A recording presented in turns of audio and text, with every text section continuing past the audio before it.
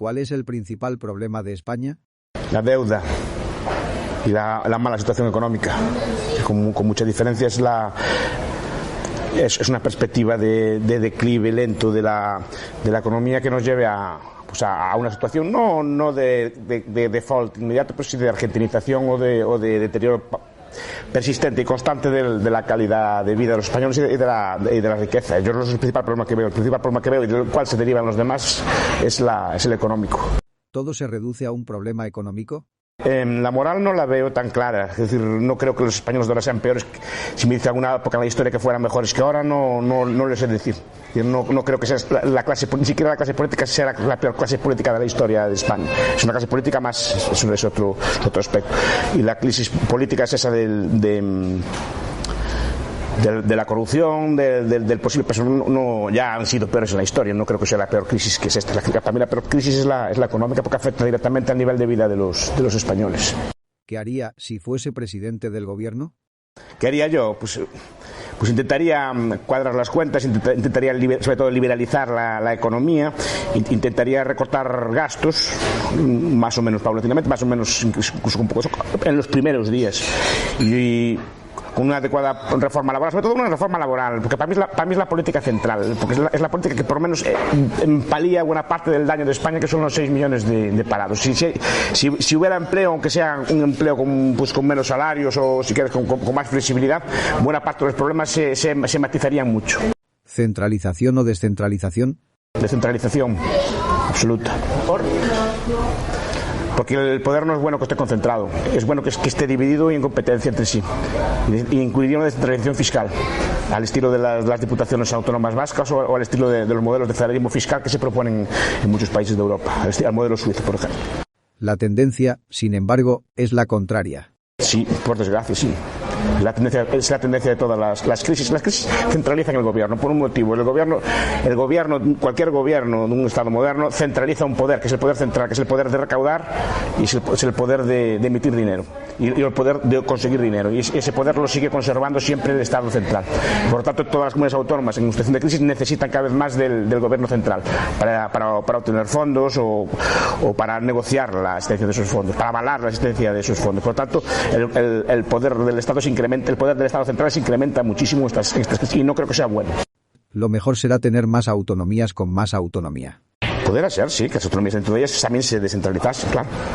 Es decir, no hay una escala óptima de autonomía. Es decir, de hecho, uno de los problemas de la autonomía es que a su vez ellas son centralistas dentro de la autonomía. O sea, podían ensayar modelos de descentralización interna de las autonomías. Gente que ve muy mal las redundancias, yo veo muy bien las redundancias. Sin redundancia no hay forma de calcular los costes. Es decir, si hubiera una televisión sola en España, por ejemplo, como había antes, que existía solo la televisión española, no hay forma de conocer los costes de esa televisión, por ejemplo. Desde el momento que empieza a haber otras televisiones, una pluralidad de televisiones, empieza a haber competencia entre ellas y se puede establecer por lo menos algún tipo de benchmark o de marca que nos determine si está funcionando bien o mal una televisión. El problema no es de duplicidad, el problema es el coste que tienen esas administraciones. En Estados Unidos, por ejemplo, cada estado no solo tiene un congreso, sino que además tiene un senado. El problema es que cuestan menos, porque en muchos estados esos diputados, esos senadores de los estados simplemente no cobran. Y el gasto que hacen es menor, pero no es en sí la forma, es lo que gastan esas instituciones. ¿Cómo valora el primer año y medio de Rajoy? Mal, por todos los aspectos. Económicamente no lo está haciendo nada bien, aunque puede aparentar que hay algún tipo de brote verde. Los fundamentales siguen estando muy mal, y políticamente, con estos escándalos que estamos viendo estos días, no veo que lo está haciendo ni siquiera sea una prueba de honradez o de regeneración o de autoridad o de ejemplo. Precisamente es el antiejemplo en estos momentos. En muchos momentos de crisis que la gente necesita recortar, porque es ineludible el recorte, reducir los gastos. Unas personas, no quiero prejuzgar nada, pero unas personas que parecen dar estos ejemplos tampoco, que sobre todo que llaman a tributar a los demás españoles, nos llaman evasores casi en la cara, desconfían de nosotros, que sean los primeros en dar ejemplos, y los primeros que se ponen sueldos superiores a los que tienen, que no los declaran a Hacienda, que hagan este tipo de cosas. De luego es un desastre en todos los aspectos. ¿Quién es el peor miembro del gobierno? ¿Soraya, Montoro o Gallardón? Uy, qué difícil. Soraya. ¿Por qué? Nunca le vi, con todos los respetos.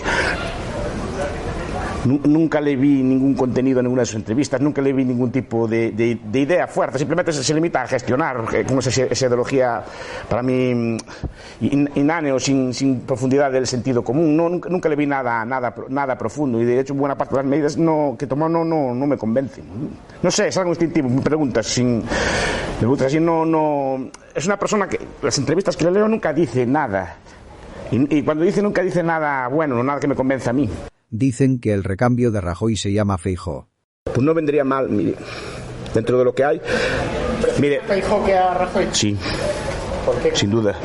Porque es un político, con todos los defectos de los políticos, pero mire, es un político que fue el primero, a poco de empezar la crisis, que empezó a recortar 1 o 2 años antes que el resto de España. Y eso, por ejemplo, a Galicia le sirvió muy bien, porque fueron 2 años que no solo no se endeudó más, sino que empezó a amortizar un poquito la deuda. De hecho, las cuentas gallegas sí están más o menos decentes, es por ese tipo de medidas. Y no le importó afrontar lo que en su momento era una medida impopular. Era un momento en el que Zapatero estaba llamando a políticas de gasto, a políticas de expansión monetaria, a momentos del plan E. Pues él no solo no se sumó, sino que por lo menos algo intentó, algo más sensato en ese aspecto, me parece a mí, por lo menos. Sino que implantó recortes ya del primer año de gobierno, ya en el año 2009. Recordemos que en el año 2009 era el pleno apogeo de las políticas zapateriles de expansión monetaria y crediticia y de la salida social de la crisis. ¿Podría ser que Feijóo fuese a Madrid y Rajoy a Santiago de Compostela? Yo creo que Rajoy ya se sacrificó bastante por España. Debería volver a su registro, que es donde puede seguir ejerciendo una labor, creo que en ese caso más útil a los españoles. No, si lo quieren a lo mejor en Castillo o en Santa Pola, creo que es donde tienen el registro. Pues allí creo que estaría bien. Se puede ir de vacaciones, hombre, nadie de su casa, nadie lo va a echar de allí, pero no soy yo quien para decirle que no tiene que ir o no ir, pero desde luego creo que tiene su puesto de trabajo Santa Pola, y creo que mientras no lo permute debería estar allí. ¿Qué haría de aquí a final de año? Profundizaría la reforma laboral, porque es vital. A ver, si hay empleo, y creo que son políticas que no creo que vayan a hacerme cacho ninguno. Si hay empleo, buena parte de los males. O sea, yo cuando veo estas desgracias de las hipotecas y así, o veo estos fenómenos que ya empiezan a aparecer de pobreza en España, digo, bueno, si estas parejas que se les ves así sin dinero, con una vivienda precaria, a punto de ser expulsada de ella, si estas personas tuvieran cada una parte del matrimonio 500 euros, ¿de acuerdo? Que no es lo ideal, no es lo que querría que se generalizase, nada así, pero si cada uno de ellos con 500 euros no juntaban 1.000 euros, sino buena parte del daño no se paliaría. Pues eso es lo que quiero yo, que por lo menos que buena parte del daño se paliaría. Y esas personas no solo que se me dé situación de pobreza, esas personas pasarían a cobrar una renta y por tanto se reduciría también buena parte del gasto social que está ahogando a España en estos momentos. Yo creo que esa sería la primera medida. Pues intentaría reducir el gasto público, lo que puede por lo menos frenar el incremento de gasto, intentar amortizar deudas. Yo haría privatizaciones. ¿Qué que diga de qué? Arte y playas. Hay un libro muy bueno de un señor que se llama Bruno Frey, que se llama Musas y Mercados, y se lo explica muy bien. Es decir, buena parte de los museos españoles no tienen su obra expuesta. O sea, es una obra que, de cara al investigador, de cara al estudioso, al que consulta el arte, ni siquiera las puede disfrutar. Bruno Frey dice, si España es eficiente produciendo arte y Alemania en locomotoras, cambiemos unas por las otras, y así por lo menos esos cuadros podrán ser expuestos, pero no tiene sentido tener buena parte del patrimonio nacional en obras de arte que ni siquiera son expuestas, y además cuando se podía obtener una magnífica renta de ellas. Y las playas, porque algunas se podían dejar de titularidad pública, buena parte de las playas tendría buena salida comercial y probablemente estuviesen mejor gestionadas. Me parece a mí un poco absurdo que toda la playa, todo el territorio costero, por el mero hecho de ser costero, tenga que ser titularidad pública. La playa es un paisaje como cualquier otro paisaje, no tiene nada de particular y son fuentes a corto plazo de renta muy, muy importantes, que se podrían obtener fácilmente recursos por ellas, aunque fueran mal pagados. Obviamente cuando tú vendes una cosa y la malvendes es porque te hace falta, pues claro, en este momento te hace falta, por lo menos se usarían para reducir el déficit, pues se usarían para reducir la carga de deuda, porque bajo ningún concepto deben ser usadas para gastar más, de nuevo.